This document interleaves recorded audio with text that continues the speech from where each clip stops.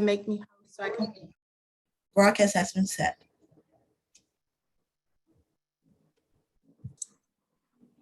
Good evening and welcome to the Prince George's County Operating Budget Public Hearing, proposed operating budget public hearing.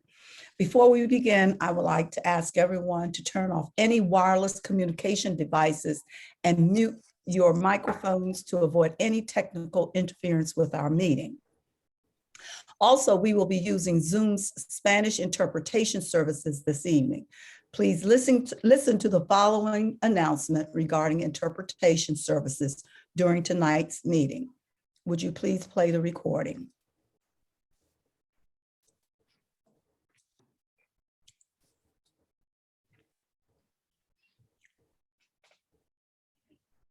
Can someone play the recording? I am unable to share my screen.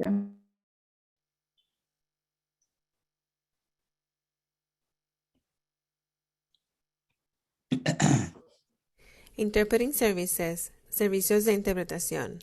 Simultaneous interpretation is available in Spanish. La interpretación simultánea está disponible en español. On a computer, at the bottom of the screen will be an interpretation globe. Click that globe and then select Spanish. En una computadora, en la parte baja de la pantalla habrá un globo de interpretación. Haga clic en ese globo y seleccione Spanish. On a mobile device, at the bottom of the screen, tap the ellipsis icon on the bottom right. 3 dots. Tap Language Interpretation. Tap Spanish. En un dispositivo móvil, en la parte baja de la pantalla, toca el icono de elipses en la parte baja de la derecha. 3 puntos. Toque Language Interpretation. Toque Spanish.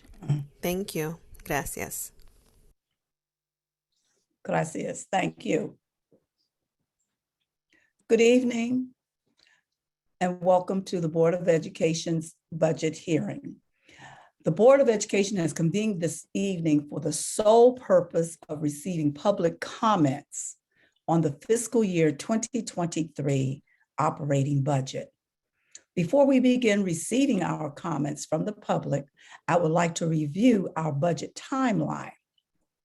The Board of Education is scheduled to adopt its FY2023 proposed operating budget at its February 24th, 2022 board meeting.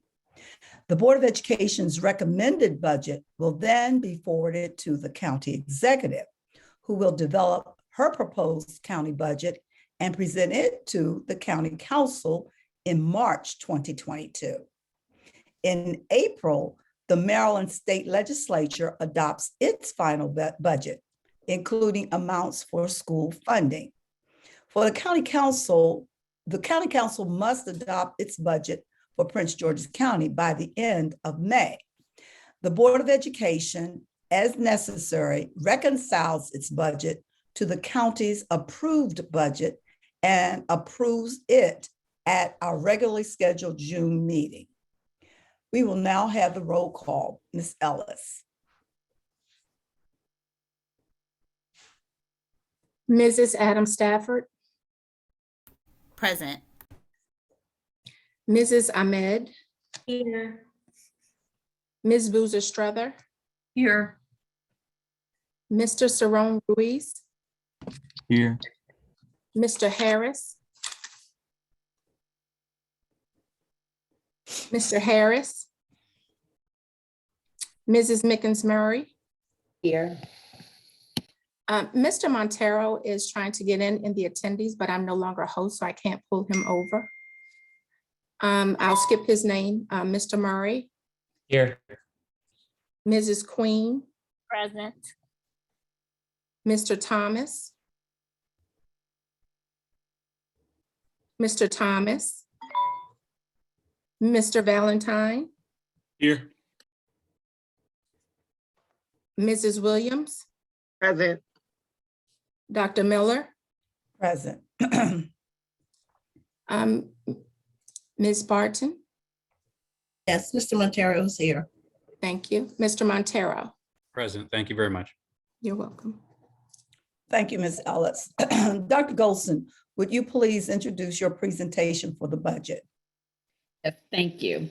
Our Chief Financial Officer, Michael Herbertsman, will give a brief overview of the status of our FY 2023 budget before we begin the public hearing. Mr. Herbertsman. Good evening. Thank you, Dr. Goldson. Tonight, we'd like to provide some brief updates to the Board of Education and the public on several changes since our CEO originally presented their budget in December. Are we able to display the presentation? Okay, I'll move on to slide 2 while that's coming up. So when you see the slides, you'll see a brief high-level summary of the $2.6 billion budget that Dr. Goldson presented in detail in early December. As in past years, the majority of our funding is from the state and the county, and most of the money goes directly to employee salaries and benefits. This budget is, as we went through earlier, closely aligned with the Transformation 2026 strategic plan, the Board of Education's budget priorities, and the CEO's focus areas for next year. This budget makes critical investments, including employee compensation, addressing interrupted instruction for students, mental health supports, student transportation, substitute teacher pay, alternative programs, school facilities maintenance, maintaining one-to-one technology, and many other areas. The full line item detail of this proposed budget has been made available to members of the Board of Education through hard copies of the budget provided on the night that Dr. Goldson presented the budget last month. And it's also available to members of the public at pgcps.org/budget. Next slide, please.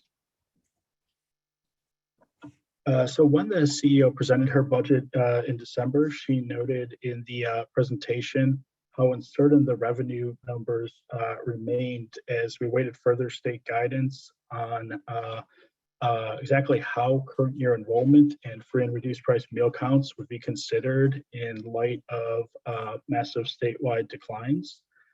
Precisely which current year formula funds would be encompassed in the new foundation formulas under the blueprint, and how county maintenance and effort and local share calculations would work under the blueprint. The CEO also did note in her December presentation that the preliminary state aid projections released in January would likely differ substantially from the current projections at the time she was presenting, and changes would then have to be brought back to the Board of Education as they consider their requested budget. And that's the primary reason we're here for those updates for this presentation. This slide here shows unrestricted or our non-grant state revenue. The State Department of Legislative Services released projections on increased state revenue that they're expecting after enacting the blueprint. For PGCPS, they had projected an additional $169 million in state unrestricted revenue above what we received in the prior year. Understanding the enrollment decreases experienced during the pandemic, the CEO's proposed budget lowered that overall estimate by nearly $80 million, while we were still expecting that the blueprint would provide substantial state funding increases. However, with the governor's budget released last week, we had learned that unrestricted state funding would only increase approximately $15 million. And in fact, when grants are also considered in the budget, Prince George's County Public Schools would be the only district in the state that would receive less funding as in the year that the blueprint formulas were enacted versus the prior year. Next slide, please.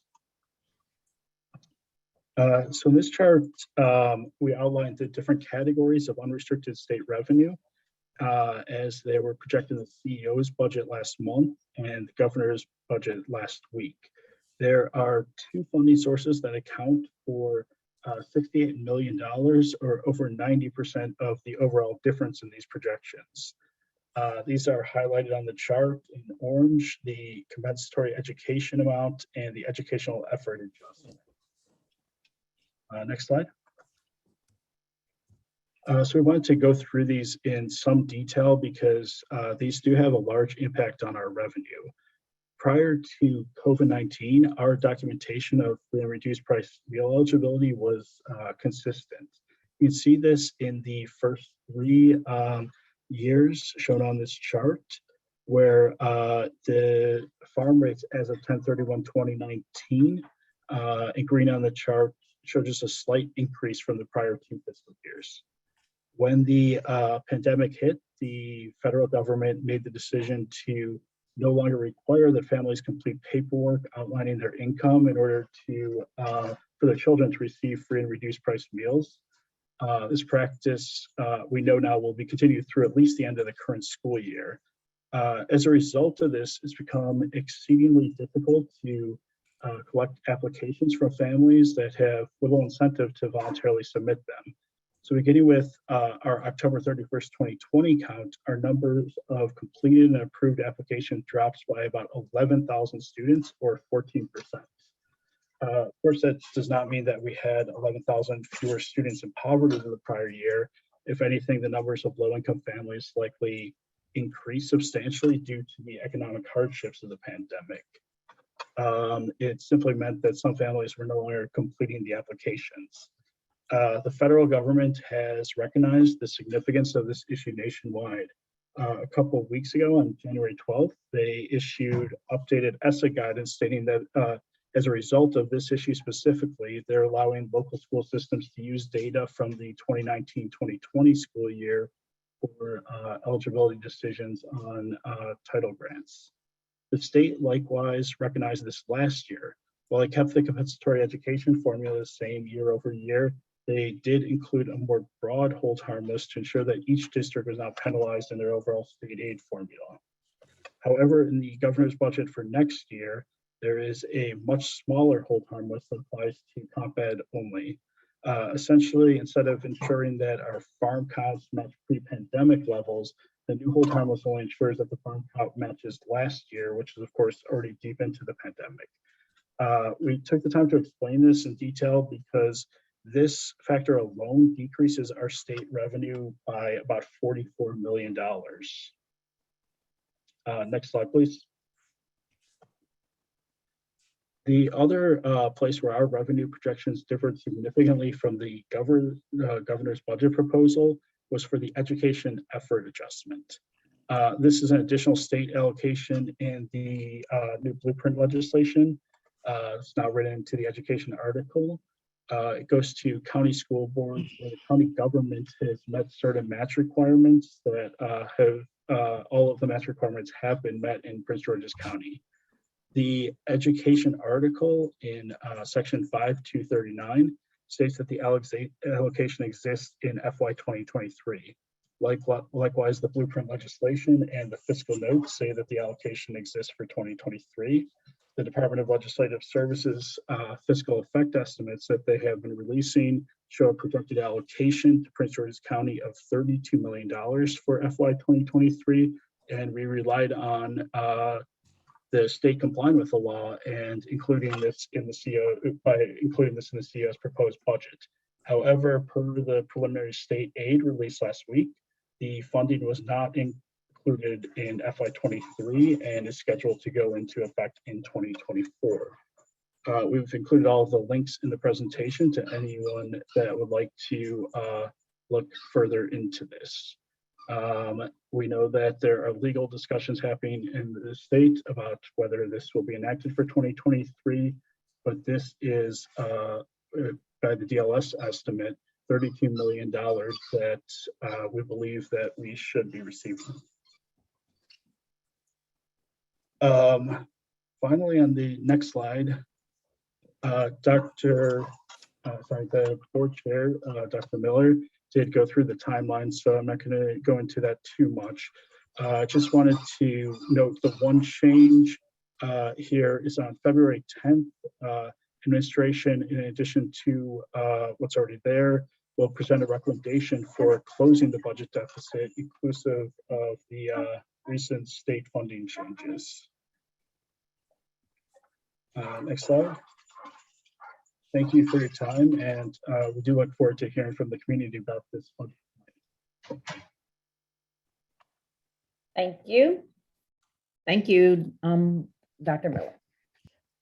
Thank you, Dr. Golson and Mr. Hertzman. We will proceed now hear from the 41 registered public speakers, speakers for public comment. This is the board's opportunity to hear from the community. So board members will not address any comments now. You will have 3 minutes to address the board. At the end of your time, you may complete that sentence only. You may not relinquish any part of your speaking time to another registered or unregistered individual. Your adherence to these guidelines will enable the public comment process to move smoothly. I apologize, I didn't put my camera back on. Our first registered speaker for this evening is Gerda Theodore, 12th grade student, community-based classroom, the removal of the alternative high schools. Ms. Theodore. She's on her way in.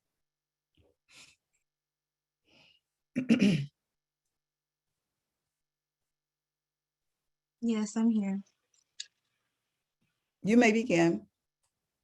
Good evening. My name is Jordan Theodore, and I'm a senior at CBC, also known as the Community-Based Classroom School. A day at CBC is, of course, like any other day, but different in its own special way. You have these teachers who physically and verbally show how they care for you, want what's best for you, and show that they are always willing to help you with your work. The encouragement that is given here is like no other. Here at CBC, you actually belong to a loving community who is there for you no matter what. It's flexible here for anyone who wants to fulfill their goal of getting a diploma. I think it's crucial that other students know that they have someone and some place in their corner that they can go to, and they need to be aware of this alternative high school. Yes, there are low enrollment numbers, and yes, we don't have many students in the classroom, but they get the job done. The staff and administration make sure they do everything in their power to let you know that they want to see you walk across that stage. From 6th to 11th grade, I have never been at a school where I genuinely wanted to be there, where everything that is done for you is filled with love, compassion, and sympathy, where you are known for intelligence and not because of your failures and troubled days, where you are not seen as a transcript and a way to promote, but seen as a human being who has feelings and who can do great in a school by just getting the help that is needed. Who can say that? Who can say, I love school, the people there, the teachers, all of it? Not everyone can say that about their school, because CBC is one of a kind. You won't find the staff anywhere else. They even went as far as getting us a therapist, someone we can talk about our deepest problems to.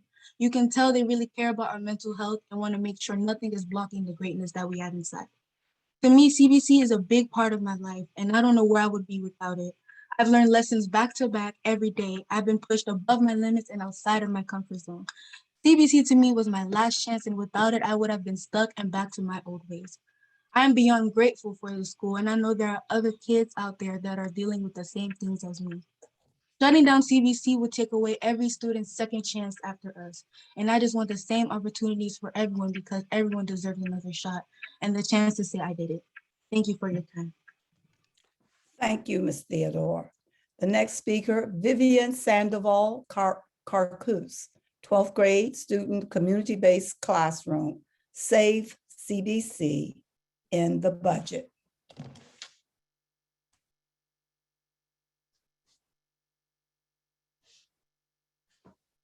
Mr. Cooper, will you assist?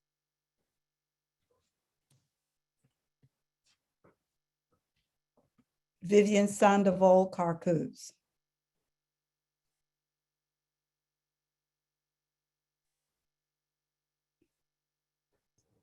I'm looking in the list. Can you repeat the name again? Hello? Vivian Sandoval Carcus. He's on. I'm sorry, I couldn't find the mic. Thank you. You may begin. Good evening. My name is Vivian Sandoval, and I am an alumni of CBC, graduating class of 2018. I'm here tonight to fight for the school that in many ways saved my life. I am now a proud graduate of Colorado Technical University with an associate's degree in business administration and currently work as an accountant at a law firm. I am in the process of buying my first home. It is vital for this Board of Education to understand that without community classroom, the life I have now would not exist. I was 21 years old when I graduated high school. I knew that if I didn't graduate high school that year with CBC, I would never graduate high school. However, my life was a mess. My previous school never helped me. All they did was act like I made excuses. CBC didn't just try to get me to do schoolwork. They looked at me who I was as a person and what I was dealing with and helped me with all of the parts of my life that I needed help with. At the time, my daughter was 6 and I was pregnant with my second child.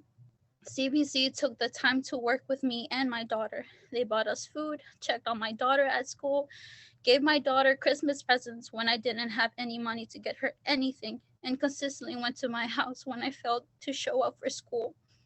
They even figured out transportation to get my daughter to school so I would not be late for my own classes. When I tell you that CBC is the best school I ever attended, I said that with a love and fierceness that cannot ever truly be described in words. They refused to give up on me. My teachers spent many hours tutoring me because I struggled with English and often behind in my contact areas. The counselor spent hours talking with me about my home life and how to work issues with my mom. The principal brought a truckload of food to my house to feed my family. What other school is doing this for the students that are so lost and stuck in cycles of abuse and poverty like I was? If Prince George County Schools closes this school, they will be taking away the support of a school that will save so many like I was. Is that what we want?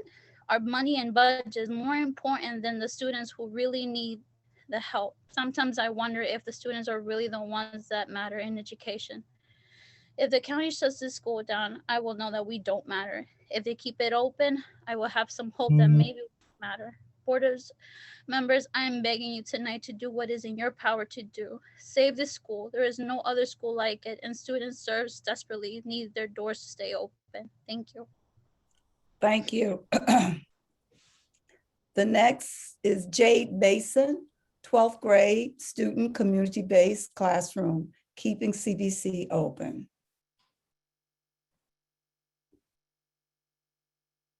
Jade Mason. Hello. Go ahead, Ms. Mason. I'm a senior attending community-based classroom. For CBC, I barely made it. I attended summer school every year. When I attended high school, I believe the reason I was successful during summer school was because the classes were smaller. Otherwise, summer school would have been another failure for me. Community-based classroom has given me the opportunity to succeed, which has also enabled me to have confidence in myself and focus on things that will help me in the future. Community-based classroom is not like your traditional school. My teachers truly care and understand. They let you know that they are really there for you. To hear that this school is closing really saddens me. I was in great disbelief. For many students like myself, CBC is my only option and the only school where we feel truly motivated to do the work. Some of my peers and classmates have agreed that closing CBC is a disservice to the community. CBC's flexible schedule and ability to complete courses in a shorter amount of time is one of the reasons the school should not be shut down. Hello? You continue, please. Someone needs to mute themselves. Go on. It is not fair that they closed CBC. CBC gives many great opportunities and encouragement that everyone needs every once in a while. Yes, it is true we have made some mistakes, but does that mean we don't deserve a second chance? Have you ever wanted a second chance? Have you ever felt like giving up? Have you ever felt like nobody noticed you trying? Has anyone ever told you they see potential in you? If your answer is yes to any of these questions, may I ask you about the hundreds of students like yourself and I who may never get that second chance after the school is closed? I know students who have graduated from CBC. They have been successful with getting jobs and they have even attended college. Without this school, that is something they would have never done. This inspires those that come in after them to do the same. The opportunity is there. We were just able to grab it and move forward. Please give others the opportunity to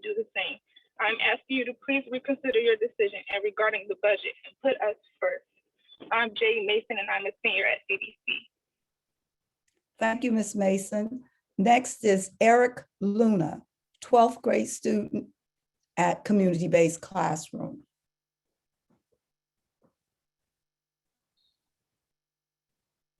Eric Luna. I don't see that name, Dr. Miller. Moving forward, Maritza Castaño, 12th grade student, community-based classroom. Maritza Castaño. That name is not here either. Okay. Imunga Imwenga, wow. 12th grade student. Spell the first name for me, please. M-M-U-N-G-A. M-M-U. No, that name is not here either. Nicardo Knight, 12th grade student, community-based classroom. What community-based classroom means to me? Nicardo is here. He may begin. Go ahead, Nicardo.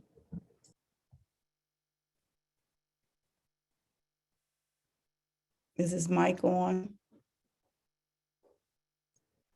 You have to unmute yourself, Nicardo. Okay, can you hear me now? Yes. Okay, good evening, everyone. My name is Nicar Knight. I'm a former student at a community-based classroom. I chose community-based classroom because I was looking forward to finish what I've started. That's when I was introduced to CBC. I came to CBC because during my senior year, COVID-19 got serious, which causes us to have our classes online.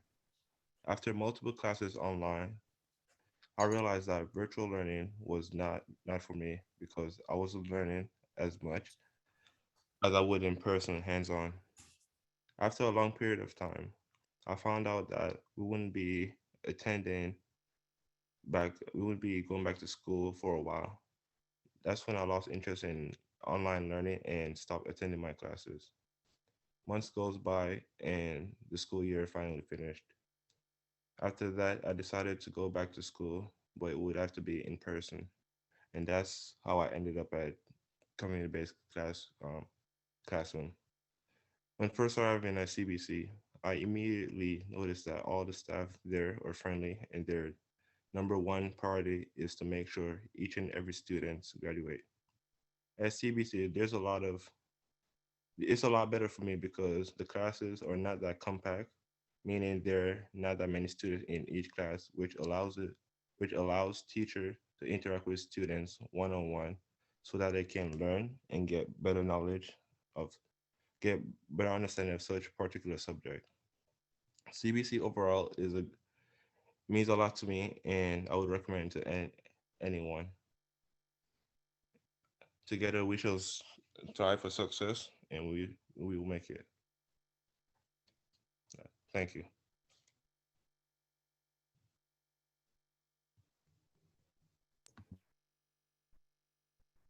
We can't hear you, Dr. Miller. Thank you. Symphony Gibson, 12th grade student, community-based classroom.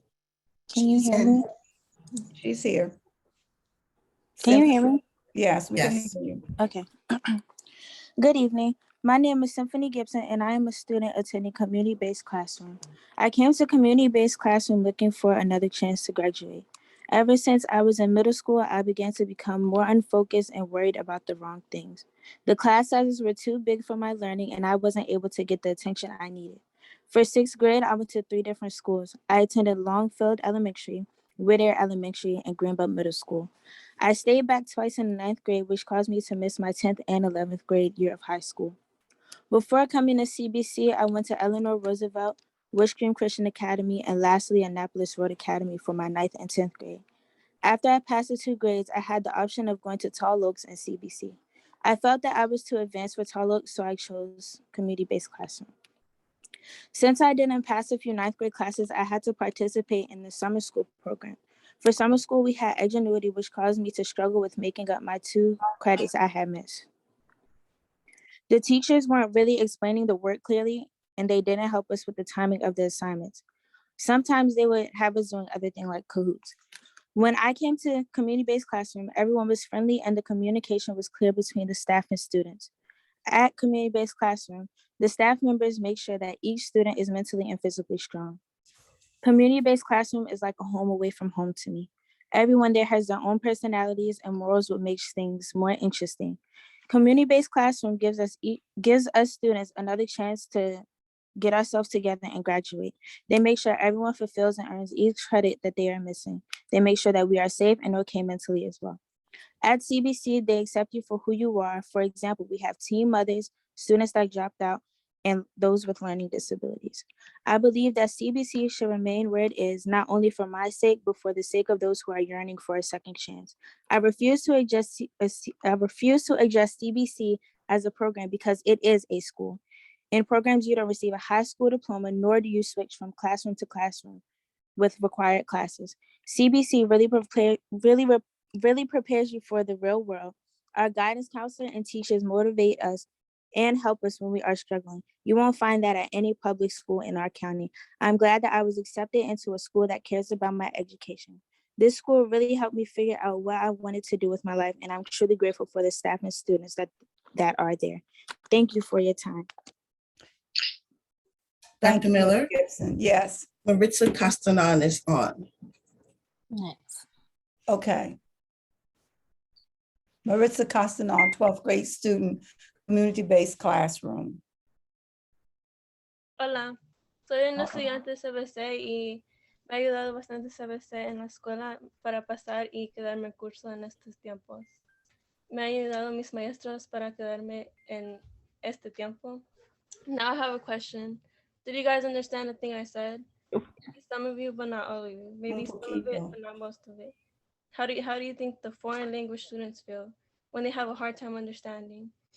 If those students had a choice to go to a regular school with hundreds of students, or with the public system where all the teachers teach at the same time in the same thing, or a school with a few students where the teachers actually help and try to understand each of our point to help us get our point across, I would think that they would want to get to the second one.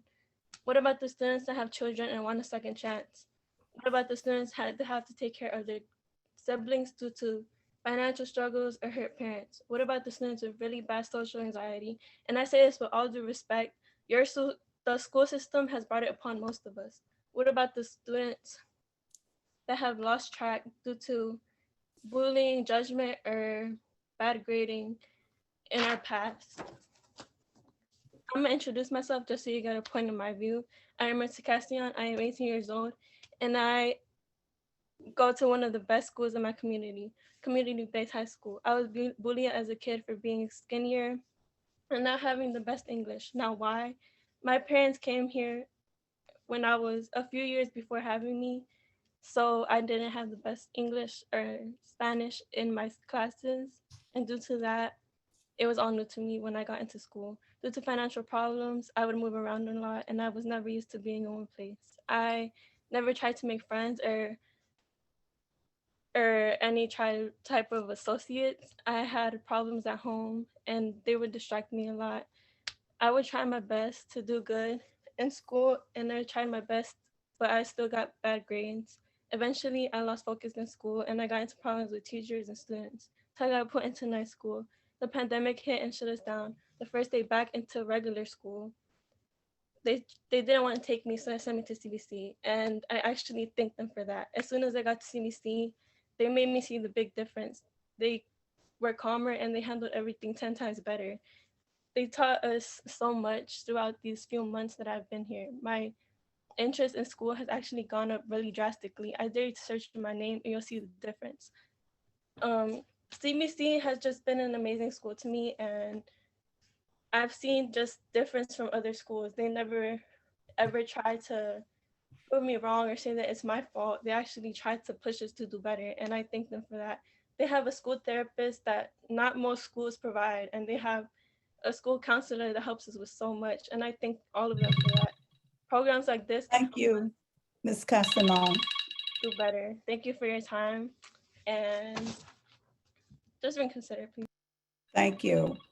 Our next speaker is Xavier Smith, 12th grade student, community-based classroom. Can you hear me? Yes. Good evening. My name is Xavier Smith. I am a senior student looking forward to graduation in June and being able to apply many of my skills that I have learned from community-based school. I have came to community-based a year ago. It has been one of the best decisions and experience I have ever made. Community-based have given me an opportunity to be successful in areas that I have not experienced before. At community-based, I have learned to stay focused. The teachers are great, always willing to assist and show empathy when needed. At my previous school, my attendance was not that great. I had never made honor roll until I came to this school. I was never able to work and go to school. Working is really mandatory for me, and being in this program has enabled me to work as well as complete my requirements towards graduation. Being at this school and in this program, I have learned so much. I know that without the introduction here, I would have fallen through cracks. I would have given up on graduation, and I saw it not out for me. I appreciate what community-based have allowed me to do and accomplish, and allowed me a second chance to see I could do whatever I put my mind to. I am asking you all to please consider the success that community-based has allowed me and others to experience. Please give us a chance to show that we are all deserving of what it offers. I can't explain the honor and gratitude that I have feel being a part of such a caring community. It is my desire to one day be in a position to help others as I have been helped. I'm asking you show that compassion that our teachers have shown. Do not close community-based class down. There are many others that are facing similar obstacles and waiting for a second chance. Thank you.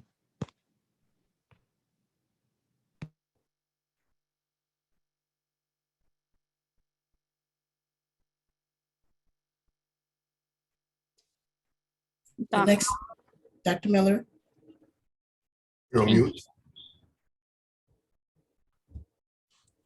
Is that me, Kenas? Kenas Thomas. Okay. Good evening. Thank you. Good evening. My name is Kenas Thomas, and I am a current student of the community-based classroom high school. Community-based high school is excellent because it gives me the opportunity to complete just the 2 classes that I needed to graduate with flexible schedule. I need to work at my job. This is the only school that would allow me to come to school only for the 2 classes I need so that I can keep my job hours. CBC is a wonderful school. The teachers care about us and do everything they can to help us learn and succeed. The counselor, Mr. Russell, and the principal, Dr. Williams, are always there helping and encouraging. This is a school about motivation and reaching our goals. As a student that will be graduating in June 2022, I know I would not be on my way to further my studies at the United States Naval Academy without this school. Awesome. This school is also about hope. When students have failed to graduate and other schools once, twice, maybe, or even 3 times, CBC is here to give them that last chance to succeed. CBC gives us the hope we need to keep going. If you close down CBC, you are essentially saying that motivation and hope for us, the ones that really struggle, is not important. Don't take away a school that gives us flexibility when we need to work, and teachers believe in us also. So I plead with you, the Board of Education, and I also plead to the mayor, senators, delegates, and anyone that is in here listening, hear my cry. Please save CBC. Thank you. Thank you. Our next speaker is Evelyn Terry, 12th grade student, community-based classroom. Don't remove from the budget. Hi, how are you all? Hi. I'm sorry for the background noise. I am at work. But good evening. My name is Evelyn Terry, and I attend the classes at community-based classroom high school because my senior year at CMIT was not promised as I hoped due to COVID, of course. I'm here today to tell you that I have a second chance at graduating and having a successful career. I'm currently beating the odds and will not be another statistic to the high school dropout rates in this country. My older brother Quincy is living out his dreams of traveling and studying abroad.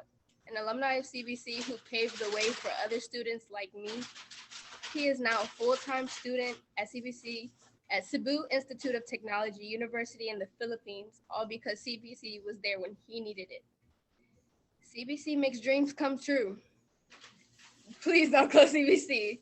Like my brother, I plan to reach for my dreams that most likely will not have happened for me without a school that supports its students with caring teachers and administration and classes where we can truly bond with our classmates and learn in exciting ways, you know? So my dream is to become a naval officer. And because I'm able to come to school for just 2 classes, I'm allowed to work at the same time, prepare myself for the future. CBC is here now, and it needs to be for so many other future students, so they can reach their dreams too, especially for determined students with huge goals like me, who didn't understand the importance of having a good attitude, good grades, and getting the work done. I could not have learned these important lessons any other way. This school has opened so many doors to my future, and I thank CBC for that. So think of the future. Where will 19-year-olds and 20-year-olds be that need flexible schedules and environments suited for their specific needs? Public education needs to start thinking about the students first and not budgets and money. We are who public education is supposed to serve, so make it about us. Save a school that truly makes a difference. Please save CBC. There's no other way to put it. Thank you. Thank you, Ms. Terry. Our next speaker is Shirley Rosa Soriano, 12th grade student, community-based school, Saving CBC. Mr. Cooper, can you try to bring Ms. Shirley over? I'm in. Thank you. She's in. Hello, my name is Shirley Rosa Soriano. I'm an 18-year-old student at community-based classroom. These last 4 years of my life have been the most stressful years of my life. For starters, I went to 2 high schools in 1 year, Northwestern and Vanguard, which both brought me down both academically and emotionally. Second, the pandemic hit, which made everything go virtual. Virtual school wasn't the best. I felt as a student, I wasn't getting the education I needed, like if I were in school in person. But everything changed when I transferred to community-based classroom. I was given 2 options, Tall Oaks or community-based classroom. I chose CBC because it was the school that offered me the academic support that I felt that other schools had lacked. When I first came to CBC, I had no hope. I honestly just wanted to make my family happy by just graduating and saying I actually have a diploma. But after meeting every single person at CBC, my mindset has changed. I actually want to thrive, to graduate and become someone or something of myself. CBC has shown me that there's so many opportunities out there, and it doesn't just end with a diploma. Everyone should have the opportunity to have a second chance like I did to learn and be able to apply to college or even a trade school and just become someone. If community-based classroom is gone, other students won't be able to have these amazing teachers that care so much about us, that will go above and beyond just to see us in school. I have never had a teacher who has fought for my education or even blown up my phone just because I wasn't in school. This is because we're all a family. We take care of each other. It's like CBC is our second home from home. Today, I just ask that you guys hear us out. We love our school so much, and it just hurts to know that our school might be closing and that others won't be able to receive the opportunity to recuperate the credits they need to graduate and become successful in life. Thank you. Thank you. Our next speaker is Brady Tikas, 12th grade student, community-based school.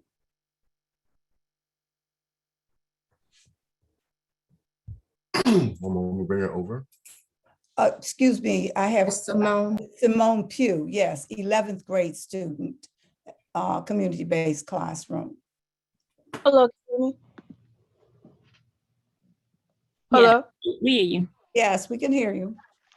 Good evening. My name is Simone Pugh, and I'm a student at Community-Based Classroom. I'm here to ask you to please keep our school open. Before coming to CBC, I encountered a lot of problems at my own school. Some of the problems I caused myself, but some of the problems came from the environment that I faced. During the time, I would come to school and leave because I felt like nobody cared. But at CBC, I found a staff that tried to understand things that I was going through and assist me into getting on the right path. CBC feels like more than just a school. The teachers and staff make it a lot easier to be there and get through school. A lot of people in the county wouldn't even think about giving me a second chance, but CVC really puts in the effort to getting all their students on track and where they need to be. So please reconsider closing down our school. Thank you. Thank you. Now we will have Brady Tikas, 12th grade student, CBC. Yes, hello. No, we can hear you. Yes, today I just want to talk about how taking away the sort of opportunity that we have to attend CBC is really just a terrible idea. In the terms of sort of what I'm trying to say is that many of us don't really have the opportunity to go to much schools that have a very flexible scheduling or timing for per se classes. This is a main issue that many people have because offhand from other than their lives, they more so either have jobs or probably are parents themselves that need to either have extra time in order to like manage their other lives rather than earning their credits in order to pass school. This is why I fully think that CBC is just the rightful school for this because they have such a flexible scheduling that they can give you any opportunity, anytime in order to earn your credits. I also want to read a sort of quote from Malcolm X. It said on June 28th, 1964, Michael X stated, "Education is the passport to the future, for tomorrow belongs to those that prepare for today." This, I believe, is a quote that really mixes well with what CBC is, and that is it's a place where we or have a second chance of actually gaining our credits and while at the same time also taking care of our own personal needs and lives. So this is why I think really CBC is a very great opportunity to just take up upon for other classes, and to have it taken away is probably a very bad thing. And not only from someone else's point of view. Is that it, Mr. Tikas? Yes, that was it. Thank you very much. Our next speaker is Savannah Manley, 12th grade student, community-based schools. Good evening. My name is Savannah Manley, and I attend the community-based classroom school. Before attending the school, I was enrolled in a traditional high school where I was barely passing and was struggling with depression and anxiety. I had no support system, little to no help in class, and I had no motivation. I would sit in class with 29 other students, most of whom were paying attention and some who knew what they were doing. I would have trouble focusing and asking questions and hear the teacher saying, "Well, why weren't you paying attention?" when I honestly couldn't stay focused. I never got above a D or an E in any of the classes I took aside from NJROTC. It was very challenging for me to retain information, and when I would ask for assistance, the teacher would make it seem like a burden to help me. Day in and day out, my family and I would be up all night trying to get my assignments done. I would take it to school the next day and it would be incorrect. Of course, I got a bad grade, and after my third bad grade, I stopped trying. My family would not let me give up despite my numerous efforts to quit, and then I was introduced to the community-based classroom school. When I came to enroll at the school, I met in a professional school counselor who told me that I must complete my education because if I didn't, I wouldn't be able to live with myself knowing that I gave up when I should have at least tried. Here I am enrolled at the school with straight A's, a support system I am eternally grateful to for helping me and being here for me. The class sizes are smaller, which allows me to ask questions that I need answered and receive the help that I've been needing for a long time.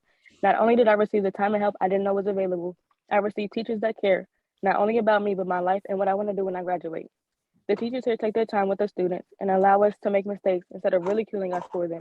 They provide endless support and room for improvement and teaching new things. Without this school, I would have been a high school dropout. I will forever be grateful to the school, the teachers, the professional school counselor for giving me a second chance. I needed to get it right. I kindly ask the Board of Education not to close the school for the sake of the students who might be experiencing some of the same issues that I experienced in a traditional high school.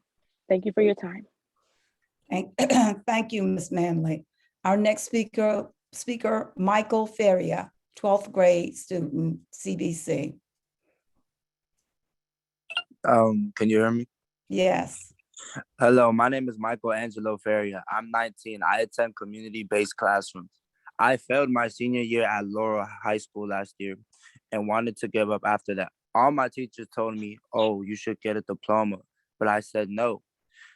Once I went to the school, they said I have two options, either CBC or High Point Night School. So I chose CBC. I didn't want to go to school at all. But the first day I went to CBC, I clicked with everybody. I made friends, got comfortable with all the teachers. I met everybody. They were telling me all these amazing stories on why they're there. I got comfortable with the staffs, and now I'm loving the CBC school. It's making me a different person, and I believe everyone deserves a second chance. I would always call it a failure, and I wanted to prove everyone that I'm not a failure. And I think that everyone deserves a second chance to prove to them that they're not a failure and they can graduate. Thank you. Thank you, Mr. Faria. Brittany Garcia Cruz, 12th grade student, CBC, closing. I do not see that name in the chat. So we move to the next one.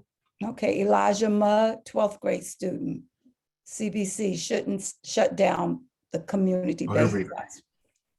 Her name was different. She's on screen now. I apologize. Brittany is on screen now.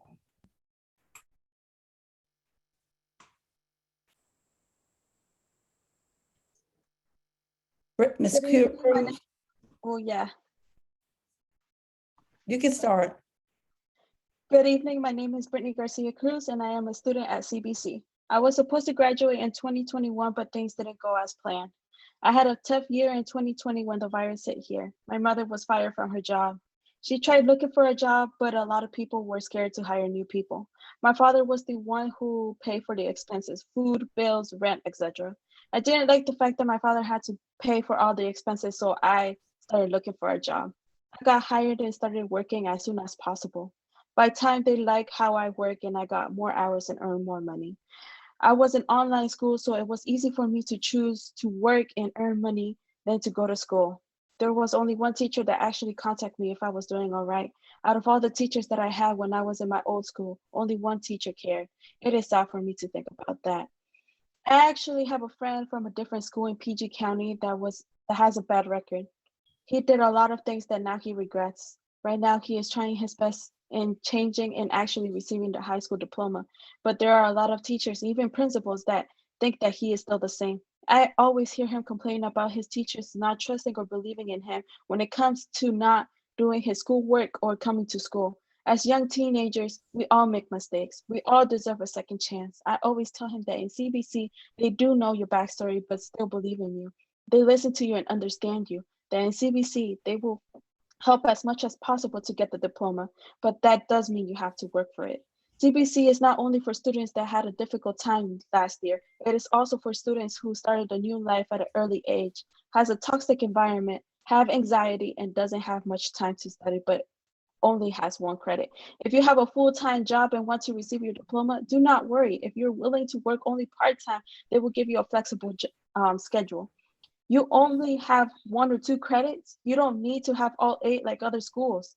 They will give you the classes that you only need. Teachers care about you, listen to you, understand you, and even believe in you. This school is a small environment, and it is better like that for people with anxiety, for us, and for us to know each other and communicate more. Yes, I am in 12th grade, and I will graduate this year, so why care if the school is closing? I care because there are a lot of students in my school, other schools, and other places that don't know about this school. It is a great privilege to tell them that there is actually a school that makes you feel comfortable when you have anxiety, that gives you the classes that you only need and that actually cares. I have 2 siblings that are younger than me. I would love for this school to still be operating so I can tell them to go to CBC. And I know for a fact that they will love it. There are only 2 alternative schools in PG County. Please do not make it one or none. There are a lot of students that need this school. Thank you for your time and have a wonderful evening. Thank you. Our next speaker is Elijah Mudd, 12th grade student. Shouldn't shut down the community-based classroom. And Dr. Mudd, I did not see Mr. Mudd, so we have Ms. Carol. Okay, we'll move on to her. Hi, can you hear me? Yes. Good evening. My name is Shania Carroll, and I am a current senior attending community-based high school, full classroom high school. I came to CBC to have a better education. I chose a better education because my old school wasn't for me. I would rather have a decent education than a failing education. I'm glad that I have a good school family to help me succeed. And one more thing, coming to the school was the best choice I ever made. I think that CBC should be kept open for a good learning environment for other students like me. I was supposed to graduate last year. I went to Central High School, and trust me, it wasn't a good learning environment. I felt like I was too mature for that school because I was very smart, but I couldn't receive an acceptable education. I wish I knew about CBC sooner because coming to school was the right choice. I didn't want to fail again and again. I put myself in a more trusting and more educated environment. I'm very glad that CBC is still open, and this school right here gives you a second chance you deserve. Honestly, CBC was the best savior for me because I've learned a lot at CBC more than Central High School. But now I would like to thank my principal, my counselor, and my mother for helping me see my future, and thank them for helping me go down the right path. Some students deserve second chances because parents would rather see a diploma in their child's hand than something else like a GED. If kids like me have to choose between PGCPS or AE, I will recommend community-based classrooms. I'm glad that I changed my life around because if I gave up, I would have been stuck in the same hole year after year, and I'm going to succeed and move on with my life. I feel like the budget for CBC should be more because we need it. Kids like me deserve a better understanding about what they're learning about. And what if you were in our shoes? Wouldn't you feel some type of way about having a decent education? Why close a school that you know, why close a school, you know, kids would rather have good knowledge? To be honest, all the staff and students helped me push through because if it wasn't for none of you, I feel like I wouldn't understand or survive any of this. I feel like you could learn way more at CBC because teachers help you when you need it. They won't hesitate to help you if you have any questions for them. Or if you need personal help, they will be there to support you in any way. Don't waste your time or knowledge in a school where you know they won't help you or put their effort and time and support to help you succeed. Thank you. Thank you. Crystal Shell. Can you hear me? Yes. Okay. Good evening. My name is Crystal Shell, and I'm a current student at community-based classroom high school. CBC is a school that allows students who are struggling or behind to be able to redeem themselves and get ahead.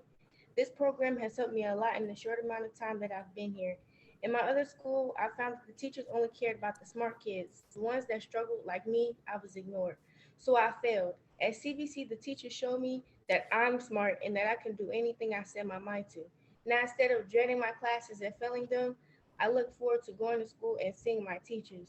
The teachers are very helpful and caring towards all students. Their encouragement and atmosphere of high expectations to learn and be our best makes a difference. With the small classes, our teachers really pay attention to each of us, and we learn things in ways I've never learned before, like cool group projects with art and writing step by step in a workshop without being rushed through it. I'm giving one-on-one feedback. I am actually learning how to write. It's a must that the Board of Education vote to save our school because there are so many other struggling teens who are in my position that may need help, that may need all the help that they can possibly get to graduate. We want to be successful in the real world, but a lot of things have gotten in the way. We need your help. This school matters. Please do the right thing and save CBC. Thank you. Thank you, Michelle. Zena Whitworth, individual, community-based classroom.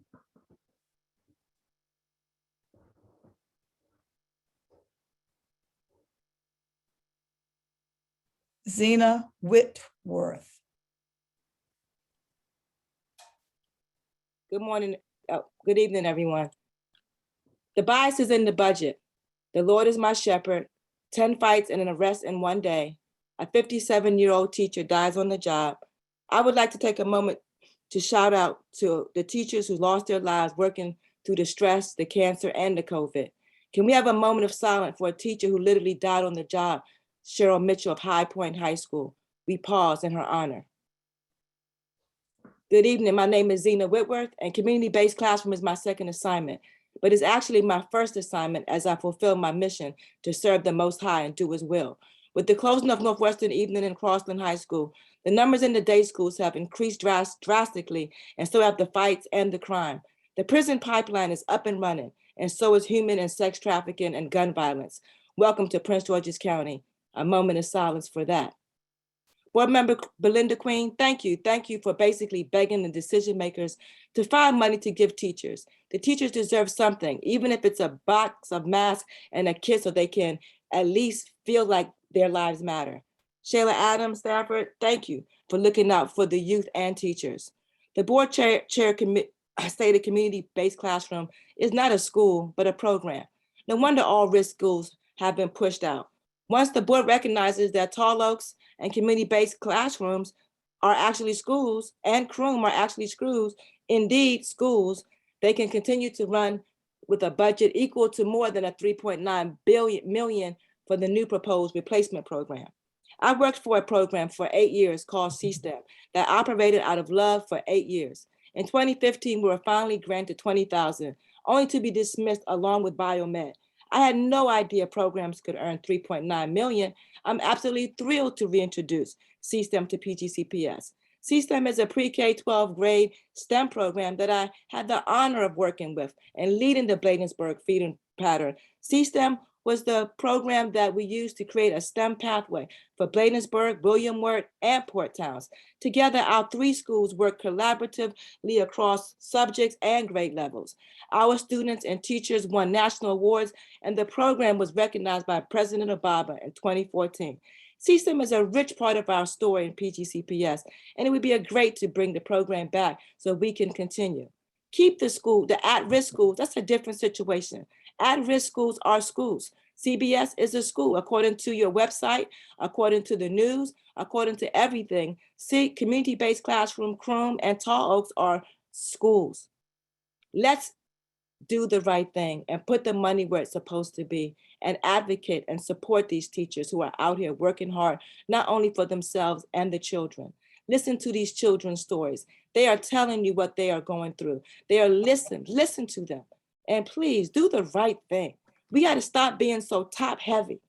We can take all those salaries with all those degrees and put it into programs for our students so they can be successful.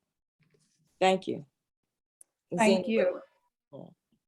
Our next speaker is Maynard Manzano, MG Photography.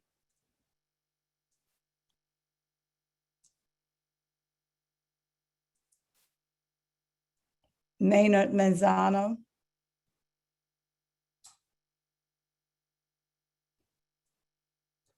Is he in the queue, Mr.? He's on screen, just waiting for him to come off mute, I believe. And so we'll wait a moment. Yeah, I'm on mute now. Can you hear me? Yes. Okay. Good evening. My name is Maynard Manzano. I speak in support of the alternative school community-based classroom, CBC. I have owned a brick and mortar photography business for the last 25 years in PG County and for the last 10 years in Hyattsville. And also I am a member of the Hyattsville community. And I want to tell you that the role that CBC plays is very important and very dear to me because my personal success has been grounded in high school education. This means when I came to this country, I was 18. I was already past the point of taking regular classes in high school. An alternative program helped me to get through the hurdle and that education made it possible for me to become an American citizen, to have a family, own a home, own a business, employ people to earn salaries, and to contribute for the last 40 years paying taxes, in the system, so that system can pull this money for programs like this or for your own salaries as well. So I just wanted to let you know that by having a high school, that seed became for me the possibility of becoming a successful citizen in this country. And I want to emphasize also that CVC school is not just a program. It's an accredited school where the students receive an actual diploma. It's not just a certificate. They do actually get a diploma because they earned it, because they got the credits required by the state. But they don't get only a diploma with this type of school. They also get viable roadmaps, education, and skills. And these skills allow them to become useful members of the community, as I became 40 years ago. So think about this. These are seeds that you are planting for the future society. If you don't think about of these youngsters that are already at risk, by allocating sufficient money to maintain programs and skill educators like CVC, not to give them just credits, but also viable plans for the future, then we are basically putting them in the margins of society. It's very important for us to think about that there are 4 or 5 major milestones in people's lives, and high school is the first major milestone that we achieve as human beings. We become adults as we become graduates in high schools, and we become participating members of society. And the students that support that the students that get this high school diploma with the support of their high school, they gain self-confidence, and self-confidence is so important for us, because that is what allows us to move in life forward. So I just want to say that CVC is a valuable asset for the community, and we should make all. Thank you. Our next speaker is Loretta Ottie, retired teacher, dissolution of community-based classroom school. This is a reminder that you have 3 minutes for your presentation, and please refrain from using names. Refer to individuals by titles, such as chief, board member, principal, but please do not use names. Thank you.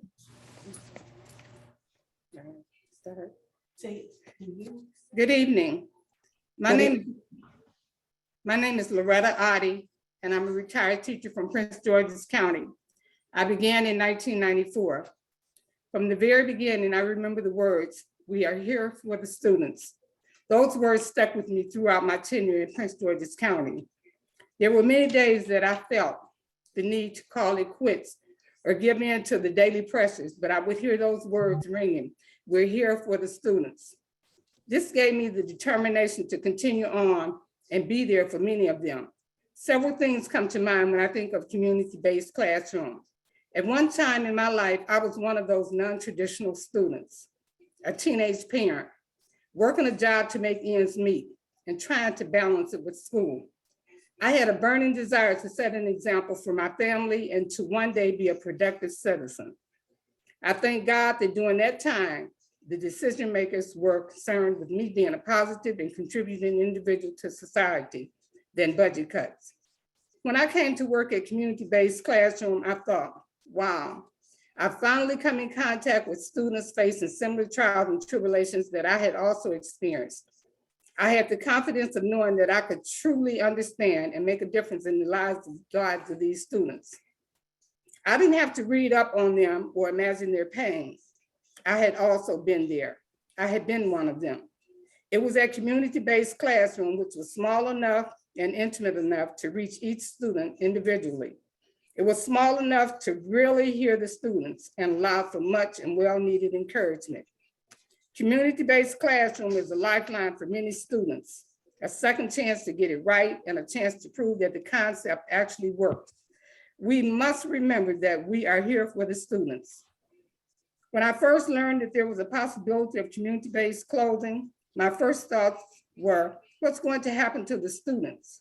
I will always be dedicated to the students. I retired in 2013 and relocated back to Michigan. However, I could never give up on the students. After careful consideration and fearful thoughts of COVID, I decided to return to the area in hopes of continuing to impact those students in search of a second chance. During the time I taught at community-based classrooms, it was there that I learned as much from the students as they learned from me. I come before you and humbly ask you, the decision makers, to please reconsider the dissolution of community-based classroom. Please continue to give these students the opportunity and chance to be great. Let's keep community-based classroom open. Give our students some options other than failure. Remember, we're here for the students. We're here because we care, and caring is making sure the students receive all that we have to offer. Thank you. Thank you, Ms. Adi. Janaya White, closing of CDC. And Dr. Miller, I don't see Miss White or Miss Dalton. So next one will be Miss Mary Walton. Do you want to introduce her? All right, Mary Walton, individual, dissolving community-based classroom alternative high school. Ms. Walton. She's coming on screen.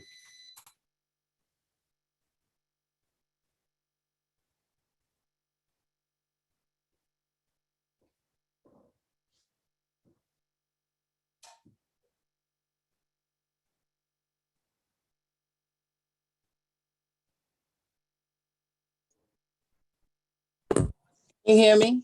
Yes, thank you. Good evening, Board of Education members and board chair. My name is Mary Frances Walton. I listened in 2021 when the CEO requested for highly qualified teachers to come and teach in Prince George's County Public School. So after retiring in 2012, I answered the call to become a first-year teacher at community-based classroom high school. The very best choice that I've made in a good while. I have 3 points to present to you this evening. My first point is community-based classroom high school is identified as one of the high schools on the Prince George's County website. Community-based classroom is an alternative high school focused on supporting the academic, emotional, and developmental needs of extremely broken at-risk students. Our enrollment numbers are similar to that of other alternative schools in Prince George's County Public School System, such as Annapolis Road Academy, Croon, Green Valley Academy, and Tall Oaks. However, the difference is dealing with their social and emotional learning needs and their academic learning simultaneously. Community-based classroom is a school where students are awarded Maryland State Department of Education diplomas, like all other Prince George's County public high schools. Students participate in graduation. They follow Prince George's County Public Schools curricular frameworks. They take required Maryland State Department Education state tests for graduation. They complete student service hours for graduation. They employ high qualified teachers as defined by the Maryland State Department of Education requirements. They also utilize virtual learning and in-person classes during the COVID pandemic. We also adhere to all COVID pandemic mandates for all Prince George's County Public Schools and their students. We even offer a free Prince George's County Public School lunch. We have pertinent data to include graduation rate, attendance rate, reduced lunch, student data as per Maryland State Department and Prince George's County Public School. And we follow the Prince George's County school calendar.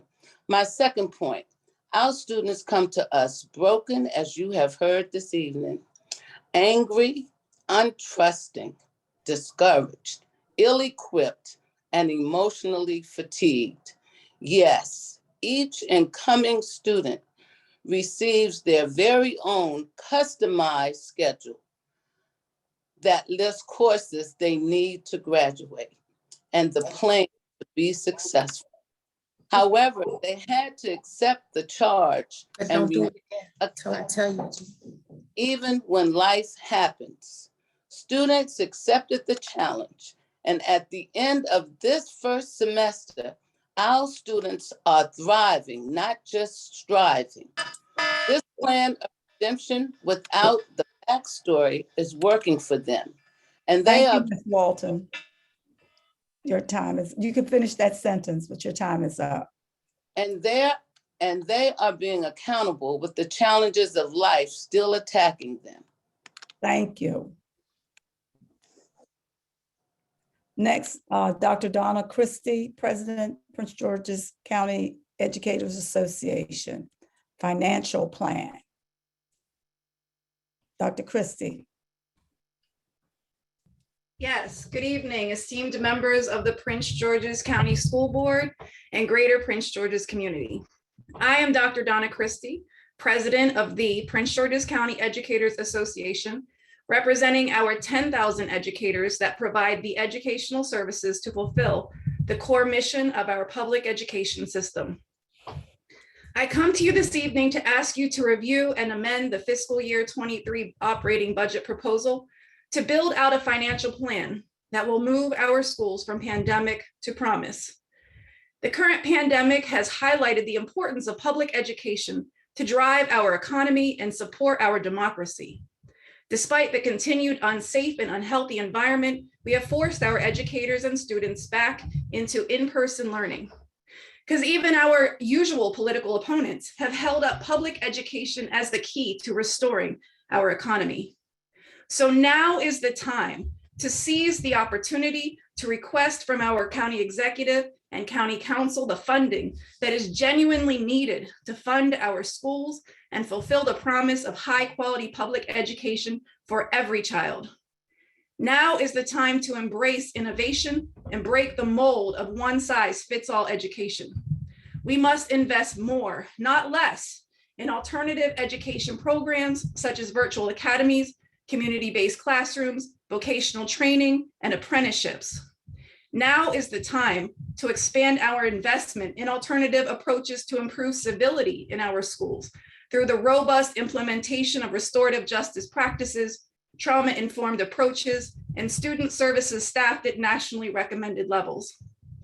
Now is the time to double our commitment to our diverse student body with a socially just system that removes barriers while facilitating academic success and access to post-secondary prosperity with smaller class sizes, lower special education ratios, and improving programs for English language learners. Now is the time to recruit and retain the most highly qualified and experienced educators with a competitive compensation package and working conditions that will set Prince George's County above other districts as the most desirable place to have a career and raise a family. Our children deserve nothing less. And this pandemic has taught us that the key to economic prosperity for our community is dependent on a world-class education system. You cannot achieve that without the funding to create it. Let's send a budget proposal to the county executive that truly funds the schools that will move us from pandemic to promise. Thank you. Thank you, Dr. Christie. Next, Christine Wilkin, individual community-based classroom. Dr. Miller, I don't see Ms. Wilkin or Ms. Washington. So the next one is Ms. Yeager. You want to introduce her? Okay, Carolyn Yeager, alternative education. Good evening. Good evening. As a child, I can vividly remember at the age of 12 proclaiming to my parents that I'm going to help people. I knew what my assignment was then and is now by God's grace. Every day for over 23 years as a veteran teacher in the great Prince George's County Public Schools, I have served as a student-centered facilitator, servant leader, community partner, collaborator, as students from every school across our county enter our doors. We greet with a bright smile without bias and/or regard for their past demographics while addressing their social, emotional needs in light of their psychographics. In collaboration with our amazing team at Tall Oaks High School, utilizing restorative practices. As we have been asked to consistently make bricks without straw. Tall Oaks is an incubator of hope and care. I love it and it works. Our graduation rate is 89% over the past decade, excluding the 2 pandemic years prior. In just about 9 months, the time it takes to birth a child, we are holistically birthing conscious, law-abiding, contributing members of our society, like our sister school, CBC, who pledge to be enrolled, our students, pledge to be enrolled, enlisted, employed, and/or entrepreneur upon graduation from Tall Oaks. Today, please be clear. I am not standing for me, for my colleagues, community, and/or my principal. I am speaking and standing in the gap for my beloved students who I love and I know thrive rather, and are better served in an alternative education setting, who will be greatly affected by the proposed changes negatively and the subsequent paring down of our vital programs as we analyze what some may say is a top-heavy budget. I am standing for students who don't traditionally engage in online learning as supported by the published data. I stand today for TR of our world who said, quote unquote, attending Tall Oaks High School has helped me a lot in many ways. I would probably still be in the 10th grade if I was still attending my base school. Coming to Tall Oaks, I was able to really focus more because of the smaller environment. I stand for AD who said, Tall Oaks, quote unquote, helped me open my mind up to other opportunities like HVAC and being in my own entrepreneur. I stand for TT, valedictorian rather, who is a trained mechanic and future mechanical engineer. Thank you, Ms. Yeager. Next will be Heaven Abraha, individual on CBC. Heaven Abraha. Is she in the queue, Ms. Ellis? Yep, she's on screen waiting to come off mute. Hi, good evening. Good evening. My name is Heaven Abraha. I'm here to my high school. So I want to ask, how can this school system close a special school like CBC with perfect teachers who loves their students? As a CBC student, I want to share my experience. I was new to this country, knowing nothing about America and American school curriculum. But I had one thing going for me. I was determined to graduate high school. My ultimate goal was going to college in America, and without CBC, I would not have reached my goal. I'm sorry, I'm so nervous. I am a refugee from Eritrea. My life so far has not been easy. When I transferred to CBC, I was terrified. Only 8 months in this country. The first day of CBC was the worst day for me because I didn't even know how to use computer, and all my classes were online because of COVID-19. I felt shy to ask for help, but the day after, the first day at CBC was the best day.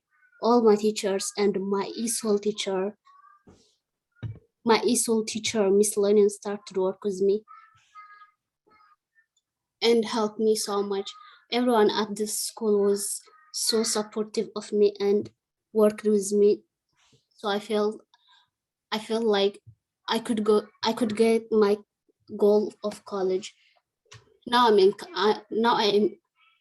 am in college in America, and I know if I had went to another school other than CBC, I would have such a hard time to doing online school. I feel like I know them a long time ago. For me, CBC is not only school, it is also family. My teachers will always be special to me. They can contact me for anything, anytime, and I will come help. CBC helps so many students like me. Board education, you must do what the right and keep the school open. Don't just keep it open for a year until the next time when people want to get rid of it. Keep it open for many years for all students that need help like me. I'm in college now, not 3 or 4 years from now, because I had teachers that cared about me and give me one-on-one help. Small classes are needed for students like me. Thank you. Thank you. Isaiah Patillo, alumni class of 2021, closing of alternative schools. Hello, yes, can you hear me? Yes. Good afternoon, ladies and gentlemen. My name is Isaiah Patillo, and I am 20 years old, and I am part of the graduating class of 2021 from Community-Based Classroom. And I was originally the graduating class of 2019 from St. Mary's Riken in Leonardtown, Maryland, but due to some hiccups with family emergencies and actually discrimination, I was not able to finish my time there in 2018. However, CBC, Community-Based Classroom, was a beacon of hope for me. I honestly did not believe that I would be able to complete high school, that I would have to just take my GED and be able to just, get a secondary type of diploma. However, CBC, with the smaller classroom and the ability with the teacher aspect ratio, it just really helped out a lot with me being able to focus more on my work. And also, this school actually follows the Prince George's County School curriculum. That's one thing. It really just, it helps these students. It's a nurturing environment, not just a school. It helps them really express who they are without, fear of having social anxiety or being judged by their peers. Also, and that allows them to complete their work. And not just for someone who is in a bad situation where they may be a teen mom or something like that. Sometimes people just have a bad hiccup and they are not able to complete their high school year all through in one sitting like that. And this school is a beacon of hope for people like me and everyone who just may have been dealt a bad hand of cards in high school and had needed to have a second chance. And that's why you guys should not close CBC and continue the funding for these alternative schools. It is a beacon of hope for people like us and so many other kids out there.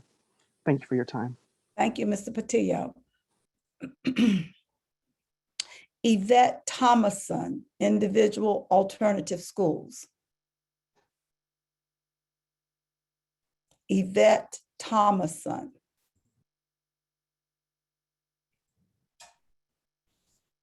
Good morning, good evening. My name is Dr. Yvette Thomason. I am the transition coordinator at Tall Oaks High School.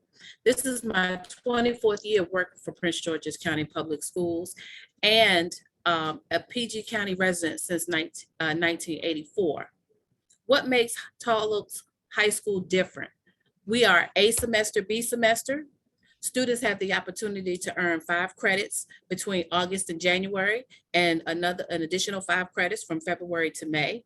Students are able to take 2 English classes in 1 year, 2 math, social studies, and science in a regular school year. That's different. We educate students until age 21. We're an application school with the interview process for all incoming students. We get to know the students before he or she arrives. We're able to plan and program each student based on their individual needs. In the spirit of equity, we respect the students' pronouns. We inquire about IEPs and 504 services that are needed. We get current contact information from the student as well as the parent. Restorative questions are asked of each incoming student. We care about the whole student. We offer resources to families and are able to follow up and follow through. Our students also benefit from the CTE opportunities. We have IT Essentials. It's a 1-year program for 2 credits. The students gain knowledge and skills for entering careers in computer services and repair, consumer electronics, installation and repair. We also have Business Administrative Services. It's a 2-year program. 4 credits. Students develop managerial and technical skills for business opportunities and operations through applied learning and problem-solving skills. We have Carpentry. Carpentry is a 2-year, 4-credit program. Students can also apply their knowledge and skill by participating in the Student Build Housing Project. They've just finished their 43rd house. They get hands-on experience from tradesmen, masonry, construction, electricity, HVAC. These students gain knowledges and able to take a test at the end to get their certificate. We also offer child development. Students may be eligible to receive articulated college credit from Prince George's Community College, as well as earn 90 clock hours for certification. And finally, we offer CCRD, which is College and Career Readiness Development. It's a 2-year program, 4 credits. CCRD empowers students to create a vision for their future through work-based learning opportunities. Since we have your attention, I would like to also put a plug in to have the Pro Start and the automotive services return to Tall Oaks High School. Thank you. Thank you, Dr. Thomason. Lori Patillo. Support for CBC to stay open. She's coming on screen, one moment.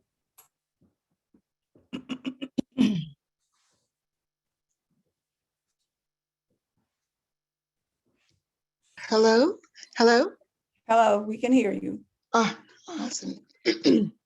Thank you. Sorry, having trouble getting on.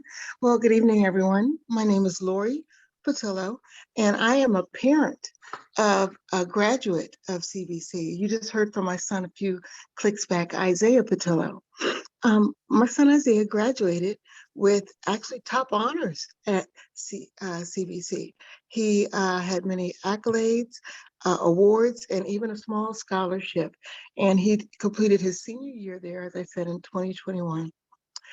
I'm so grateful to have this opportunity to speak on behalf of this school. They did so much for me and my family. It's just a blessing that I'm in a position now to share that with others and hopefully provide you some insight into why the idea of closing this glorious establishment is one that just should never come to fruition.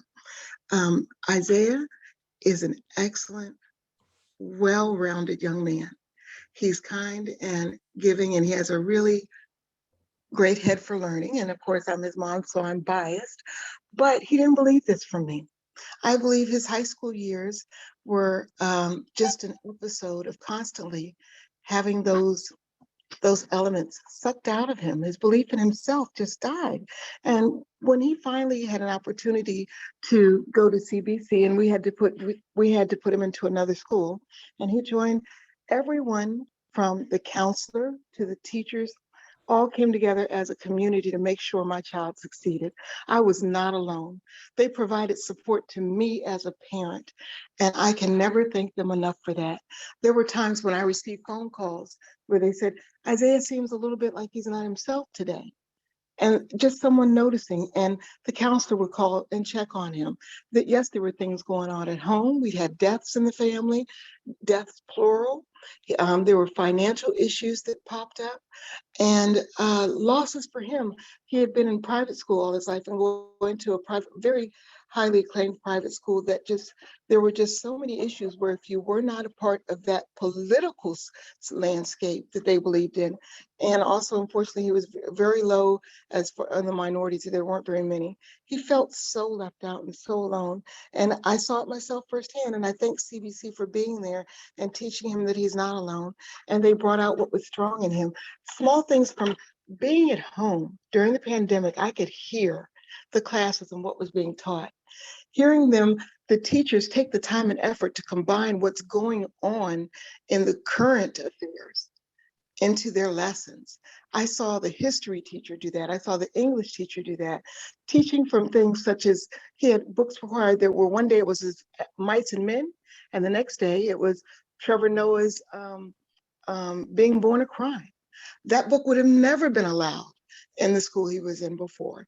And just learning well, my time is up, but I just learned that everyone is valuable, and he felt valuable, and I'm grateful for it. Thank you for your time. Thank you, Ms. Patillo. Yeslin Guevara, individual, save CBC in budget.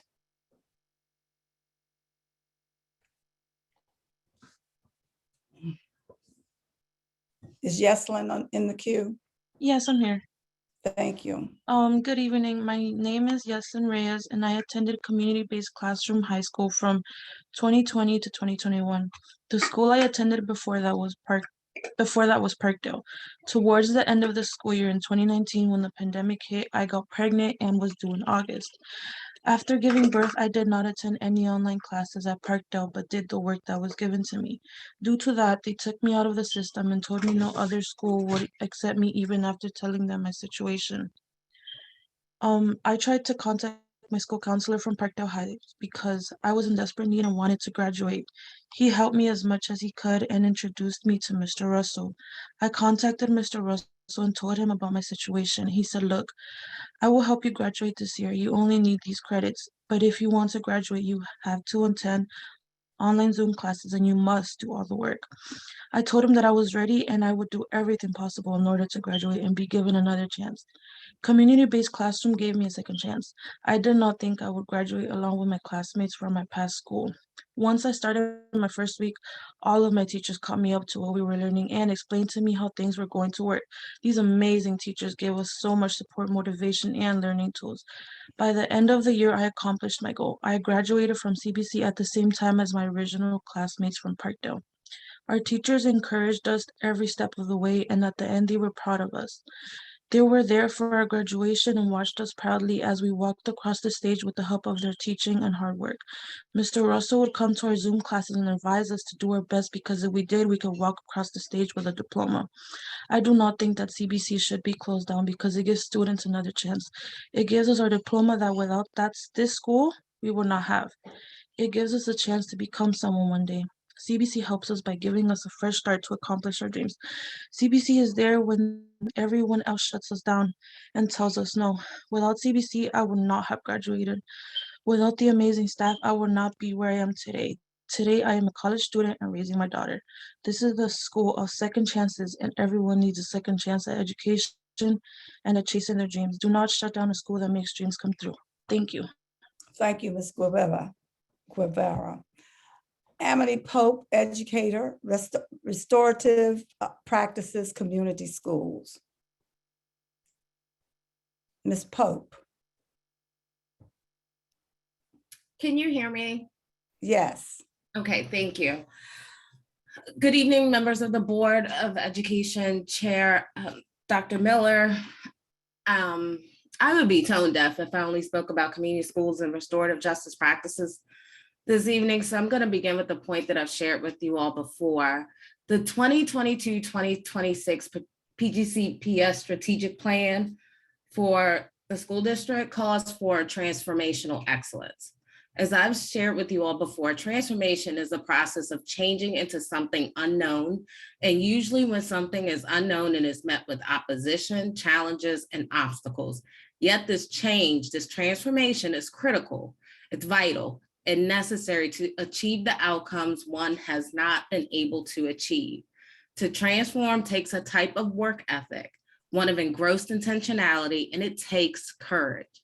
It takes courage to keep the CBC, Tall Oaks, Croom High School, the CBC schools up and running. It takes courage to provide the necessary funding so that restorative justice practices can be truly actualized so the benefits of these practices can continue to flourish throughout the county. It takes courage to realize the benefits of distributed leadership and throughout the school district, throughout other school districts throughout our nation, where students come first. Distributed leadership is practice. And to ensure the tenets of distributed leadership are valued and stressed, training has to be made mandatory for all staff. It takes courage to stand up and demand teachers are paid competitive wages so we do not continually revolve human beings in and out of our schools with unrealistic expectations for them to magically behave as teacher practitioners. In closing, I ask that you remember the sincere and authentic words of Gerda, Vivian, Jade, Eric, Ricardo, Symphony, Maritza, Xavier, Kanaz, Thomas, Evelyn, Shirley, Simone, Brady, Savannah, Michael, Brittany, Shania, Crystal, Heaven, Isaiah, and Yeslin, the students that provided testimony this evening and the students that may come after me. Remember their words, from what I heard this evening from the students, we need more schools like these schools throughout our county, not less.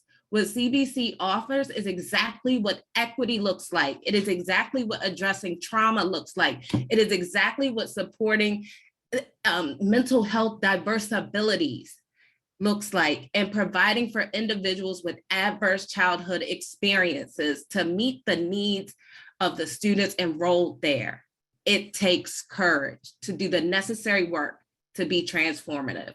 I encourage you each on this night to be courageous. Thank you. Thank you, Ms. Pope. You're welcome. Ms. Jana Parker, individual budget. Thank you this evening. I'm here on behalf of PG Changemakers, a grassroots organization started in Prince George's County right after the murder of George Floyd, to really address racial and social issues within Prince George's County that still happen. First, I wanted to talk about a couple of things that we feel like should be included and looked upon in the budget. Thank you for this time to listen and to hear from the community. I always believe that this is not a pre-functionary moment, but that you are really listening and taking into account what the community is asking for you to do and how to spend their tax dollars, as some of you have so eloquently stated over and over again. First of all, please ensure that we are really teaching the whole child, including welcoming schools, making sure that's in the budget so that our families of LGBTQ community can feel welcome within our schools and understand and know that they are in a loved and safe space. Also, to really invest in community schools. This is something that we have been working on for several years within Prince George's County, and we want to truly see the investment. We support the increase in teacher salary and pay, as well as a focus on restorative justice practices and trauma-informed practices. We would like an increased focus on ELA students, as well as adequate funding for mental health resources, adequate funding for additional tutoring to address additional tutoring services to address learning loss. And finally, I would be remiss if I didn't speak on what has been talked about this whole night. We've heard from students and parents and faculty members about the great impact of CBC. And again, I cannot stress how this board and members of PGCPS, particularly in regards to administration, are here at the service of the people of Prince George's County, the students, the teachers, the parents, the families, and the faculty. I have listened for over an hour about how these students, parents, and teachers want this school to remain open, and I encourage you to listen to them, to hear them, and to make the necessary changes.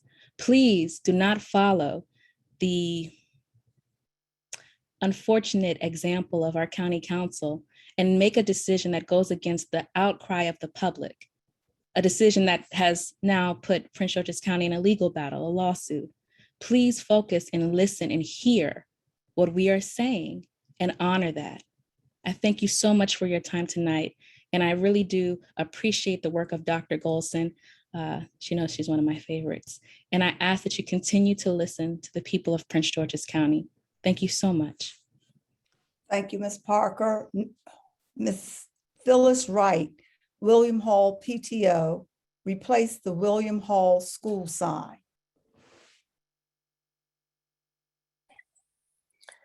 Good evening, board members. Phyllis Wright, PTO president. Can you all hear me? Yeah. The reason why I'm here, for the last 5 years, we've been trying to get a William Hall Academy sign focused on Marlboro Pike that was torn down through an accident.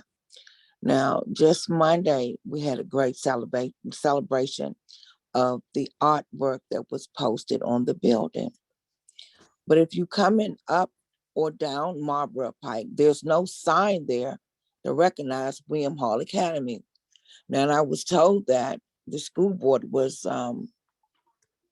paid to get this sign put up.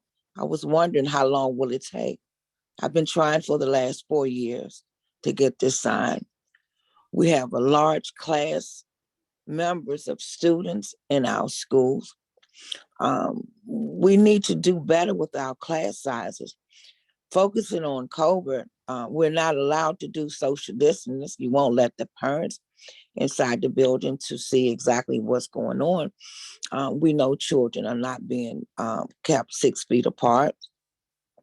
We know that substitutes, we don't have many. Here in the district and in Montgomery County, they're paying more money for teachers and for substitutes. So if we can do better, pay substitutes and teachers better, then maybe we can keep people here in the county. One last thing I wanted to say. A year or so ago, I was at the park, Walking Mill Park, where school board member passed out doing an event. And I was on a budget meeting last week. And it was appalled to me that she wasn't reimbursed for the money that she paid out of her pocket when she went to the hospital to put this event together. Now, is there any way that this board member can be reimbursed? Is there any way that we can find money to pay more money for our teachers? Is there any way for us to have more money for our substitutes so we can keep them here in Prince George's County?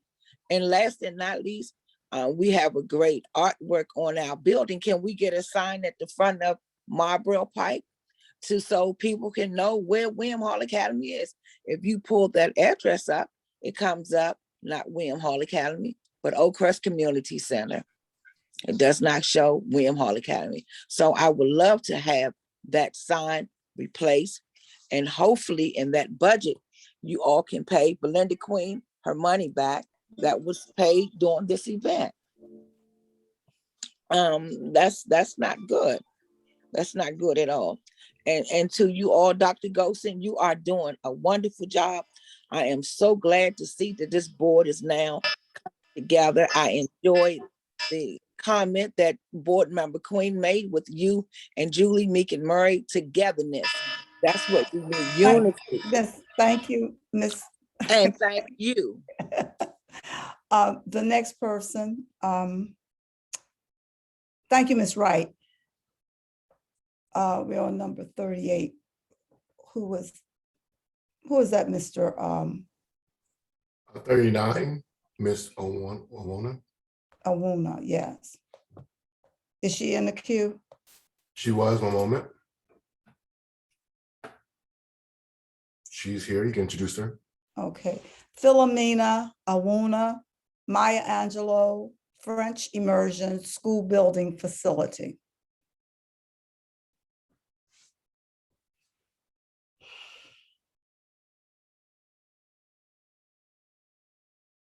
Is she in the queue? She was, she left, one moment. I'll bring her on. Let's see if she has technical difficulties. One moment.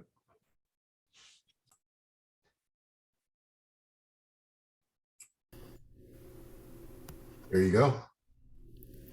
Okay. Well, good evening, Madam Chair, members of the board, Dr. Golson, and community stakeholders. And let me just say, a little bit of what you just experienced is some of what we do experience. Even though I was muted several times, I was being put back and forth as an attendee, so that's why you couldn't see me, but here I am. Thank you for the opportunity to address you. My name is Philomena Owona. I am a parent of 2 high school students in the county. I work at Maya Angelou French Immersion International Baccalaureate School, where we educate global scholars. I'm here to share with you that Maya Angelou French Immersion needs a new building to accommodate our program's expansion. I'm going to repeat that because it is worth hearing again. I'm here to share with you that Maya Angelou French Immersion needs a new building to accommodate our program's expansion.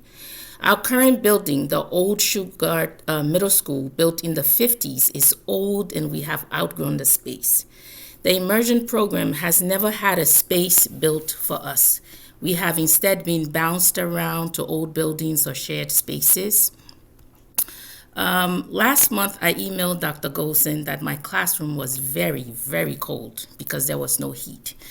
I had to double my socks and wear multiple layers to be able to work in that room. The cold condition had persisted so long that I could not endure it much more. Less than 2 weeks later, the pipes burst in my classroom on a Sunday and it flooded for 2 days. Everything in my classroom got drenched. My new diversity series from the reading office and other books and materials destroyed. We've had 4 floods since school opened. The book room with brand new books, supplies, destroyed. The media center, my classroom, and a week after my classroom, the cafeteria storage where 6 brand new carpets were stored, they were all destroyed. They were got molded and wet and destroyed. Being displaced in the building means my students are losing instructional time as we are moving back and forth looking for a space. We did get a space, but that space had no window. Nevertheless, I was happy for that tiny space. In 2019, we advocated for schools. In March of 2019, we advocated for our schools when we pushed the state to fund our schools. Now, with the passing of the blueprint, Maya Angelou needs to benefit. Research shows that the earlier students begin the immersion program, the more successful they are. But we are not situated to benefit, given that the building we're currently occupying has no room or space to accommodate preschool. I am asking that you please consider this request, to think about us, that we do need a building to contain what we for our students to work in, for us to teach in. 2 of my students this week won second place and third place in a contest, and of course they're going to enjoy their monetary prizes. But I wasn't able to work with them much more for another contest in the county because of space. Thank you, and please help us get a new building. Thank you, Ms. Awona. Next is Stephanie Jenkins speaking on behalf of the CBC school graduate. Dr. Miller, I do not see Ms. Jenkins in the waiting room. Okay.